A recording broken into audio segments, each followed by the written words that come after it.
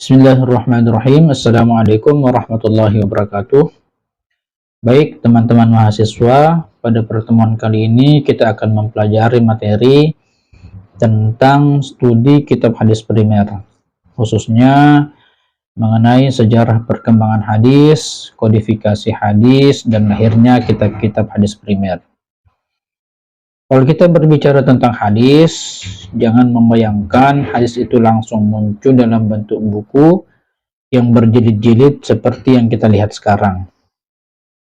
Dulu, sebelum ada aplikasi, belum ada Google, belum ada PDF, apalagi tinggal ketik kata kunci, lalu tekan tombol search. Kalau zaman sekarang, kita lupa satu kitab hadis, tinggal buka internet. Zaman dahulu, ya harus bertanya kepada guru, melakukan perjalanan, dan bertemu langsung dengan para perawi. Jadi, kalau sekarang wifi mati sebentar saja, kita sudah panik. Para ulama dahulu bisa melakukan perjalanan berbulan-bulan demi memastikan satu hadis. Itulah sebabnya kita harus menghargai proses panjang dalam menjaga hadis Nabi Muhammad SAW. Dalam pembelajaran ini, kita akan melihat bagaimana hadis berkembang dari masa Nabi Muhammad SAW, kemudian diriwayatkan oleh para sahabat dan generasi setelahnya, sampai akhirnya dikodifikasikan dan lahir kitab-kitab hadis primer. Sebagaimana pesan yang sangat penting, utamakanlah ilmu sebelum perkataan dan perbuatan. Artinya, sebelum kita berbicara tentang hadis, sebelum kita menyampaikan hadis, bahkan sebelum kita membagikan hadis di media sosial, kita harus memastikan bahwa kita memiliki ilmu tentang apa yang kita sampaikan. Jadi, jangan sampai hadisnya belum diperiksa, sudah langsung dikirim ke 5 grup WhatsApp, niatnya mungkin dakwah, tetapi sumbernya ternyata katanya. Nah, itu yang harus kita hindari. Mari mulai dengan memahami terlebih dahulu apa sebenarnya pengertian hadis. Baik, kita masuk pada slide kedua, yaitu pengertian hadis. Secara bahasa, kata hadis memiliki makna sesuatu yang baru atau sesuatu yang terjadi. Sedangkan secara istilah, hadis adalah segala sesuatu yang disandarkan kepada Nabi Muhammad SAW, baik berupa perkataan, perbuatan, ketetapan, atau persetujuan, maupun sifat dan akhlak beliau. Mari kita perhatikan satu persatu. Yang pertama, perkataan atau qaul. Ini adalah segala ucapan yang disampaikan oleh Nabi Muhammad SAW. Misalnya, ketika Nabi memberikan nasihat, menjelaskan hukum, memberikan petunjuk, atau menjawab pertanyaan para sahabat. Kedua, perbuatan atau fi'li. Artinya, apa yang dilakukan oleh Nabi Muhammad SAW juga menjadi bagian penting dalam hadis. Contohnya, tata cara Nabi melaksanakan ibadah seperti sholat, puasa, haji, dan berbagai aktivitas lainnya. Ketiga, ketetapan atau takrir. Maksudnya, ada suatu perbuatan yang dilakukan oleh sahabat, kemudian Nabi Muhammad SAW mengetahuinya dan tidak melarangnya atau bahkan menyetujuinya. Persetujuan Nabi inilah yang menjadi bagian dari petunjuk sunnah. Keempat, sifat dan akhlak Nabi Muhammad SAW, baik sifat fisik maupun sifat kepribadian beliau, seperti kejujuran, kesabaran, kelembutan, keberanian, dan akhlak mulia lainnya. Jadi, ketika kita mengatakan hadis, jangan hanya membayangkan kalimat Nabi yang dimulai dengan qala Rasulullah. Hadis itu cakupannya luas. Ada perkataan, perbuatan, persetujuan, sifat, dan akhlak Nabi Shallallahu Alaihi Wasallam. Kalau disederhanakan, hadis ini seperti rekam jejak kehidupan Nabi. Tetapi tentu saja bukan rekaman video seperti zaman sekarang, karena belum ada kamera dan live streaming. Maka rekaman tersebut dijaga melalui ingatan, hafalan, dan periwayatan para sahabat serta generasi setelah mereka. Nah, pertanyaannya, bagaimana hadis yang awalnya disampaikan secara langsung oleh Nabi Shallallahu Alaihi Wasallam akhirnya sampai kepada kita? Untuk menjawabnya, kita masuk ke sejarah periwayatan hadis.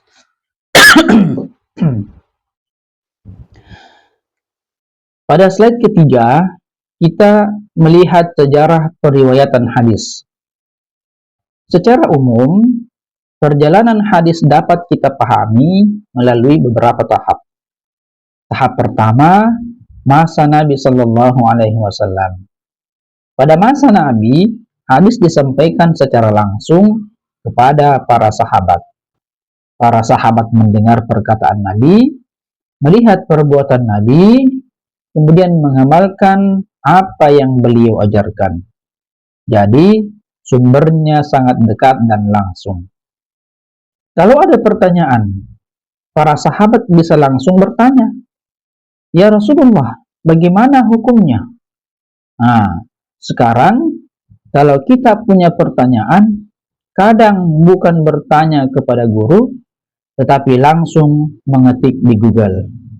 Bahkan, kadang yang dicari bukan jawaban yang benar, tetapi jawaban yang sesuai dengan keinginan. Nah, ini juga berbahaya. Tahap kedua, masa sahabat. Setelah Nabi Muhammad wafat, para sahabat menjadi generasi utama yang meriwayatkan hadis. Hadis masih banyak disampaikan secara lisan, walaupun sebagian juga telah ditulis secara pribadi. Para sahabat sangat berhati-hati dalam meriwayatkan hadis, karena mereka memahami bahwa menyampaikan sesuatu atas nama Rasulullah Sallallahu Alaihi Wasallam bukan perkara ringan. Tahap ketiga, masa tabi'in. Setelah generasi sahabat, muncul generasi tabi'in. Pada masa ini, kebutuhan untuk menulis dan menjaga hadis semakin besar. Hal ini karena wilayah Islam semakin luas, jumlah umat semakin banyak, dan para sahabat satu persatu mulai wafat. Maka hadis tidak bisa hanya bergantung kepada hafalan. Kalau orang yang hafal sudah meninggal, sementara hadisnya belum terdokumentasi dengan baik, tentu ada kekhawatiran ilmu tersebut akan hilang. Tahap keempat, masa kodifikasi. Pada masa inilah hadis mulai dikodifikasikan secara lebih serius dan sistematis ke dalam kitab-kitab.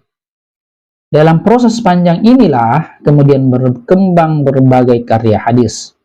Jadi, kitab hadis yang kita pelajari sekarang bukan lahir secara tiba-tiba, tetapi seperti mahasiswa menjelang ujian yang tiba-tiba membuka buku satu malam sebelum UTS.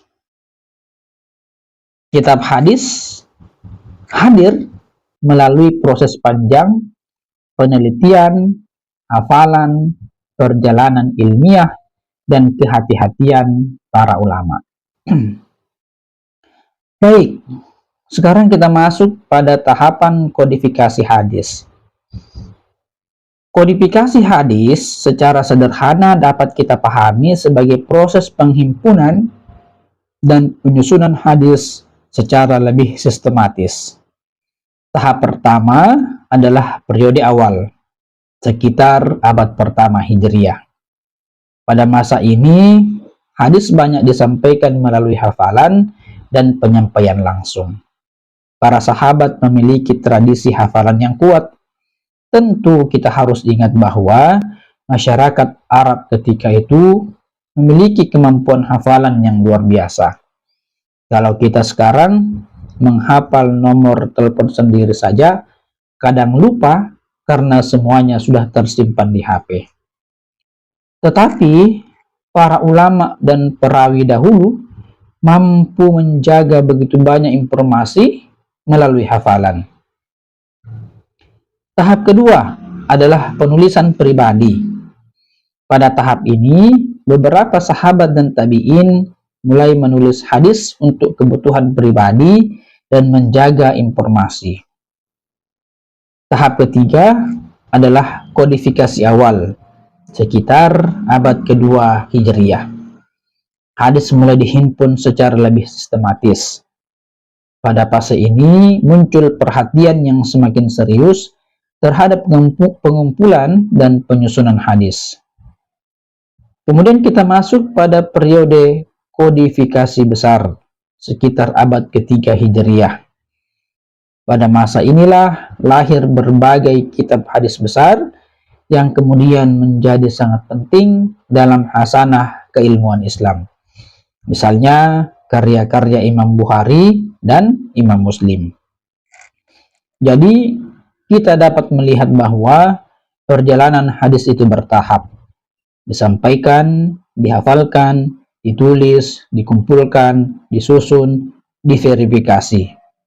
Artinya, para ulama tidak bekerja dengan prinsip yang penting banyak hadisnya, nanti urusan benar atau tidak belakangan.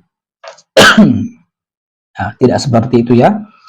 Justru salah satu kekuatan tradisi ilmu hadis adalah adanya perhatian terhadap sanad, perawi, dan kualitas riwayat. Baik, faktor lahirnya kitab hadis primer. Lalu, apa yang menyebabkan kitab-kitab hadis primer mulai lahir? Ada beberapa faktor penting. Pertama, kekhawatiran terhadap hilangnya hadis. Semakin banyak sahabat dan generasi awal yang wafat, semakin besar kebutuhan untuk menjaga hadis. Kalau ilmu hanya berada dalam ingatan seseorang, sementara orang tersebut wafat, tentu ada kemungkinan ilmu itu akan hilang. Karena itu, penulisan dan penghimpunan menjadi sangat penting. Kedua, munculnya hadis palsu dan pemalsuan hadis. Ini menjadi persoalan serius, karena ada pihak-pihak tertentu yang menyandarkan perkataan kepada Nabi Muhammad SAW, padahal Nabi tidak pernah mengucapkannya. Bayangkan, kalau sekarang ada orang membuat akun media sosial atas nama Anda, kemudian menulis, menurut Bapak Akmir, minggu depan semua tugas dibatalkan. Wah, tentu mahasiswa langsung percaya dan menyebarkannya. Padahal Bapak Akmir mungkin tidak pernah mengatakan itu. Nah, kira-kira seperti itulah pentingnya memastikan siapa yang menyampaikan informasi dan apakah informasi tersebut benar atau salah. Apakah informasi itu berasal dari sumbernya langsung. Dalam ilmu hadis, inilah salah satu alasan pentingnya penelitian sanad. Ketiga, kebutuhan umat terhadap sumber hukum yang autentik. Umat Islam membutuhkan hadis sebagai penjelas dan sumber ajaran Islam. Karena itu, diperlukan pengumpulan hadis yang dapat dipertanggungjawabkan.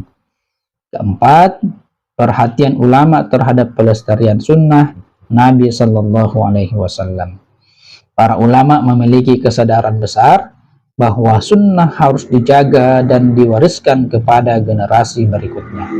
Inilah yang melahirkan tradisi keilmuan hadis yang sangat luar biasa. Baik, tujuan kodifikasi hadis. Sekarang kita masuk pada tujuan kodifikasi hadis. Tujuan pertama adalah menjaga keaslian hadis Nabi Muhammad SAW. Hadis merupakan bagian penting dari ajaran Islam. Karena itu, hadis harus dijaga agar riwayat yang benar tidak tercampur dengan informasi yang salah. Tujuan kedua adalah memudahkan pencarian dan pemahaman hadis. Ketika hadis telah dihimpun dalam kitab, para ulama dan penuntut ilmu dapat lebih mudah mencari hadis berdasarkan tema atau sistematika tertentu.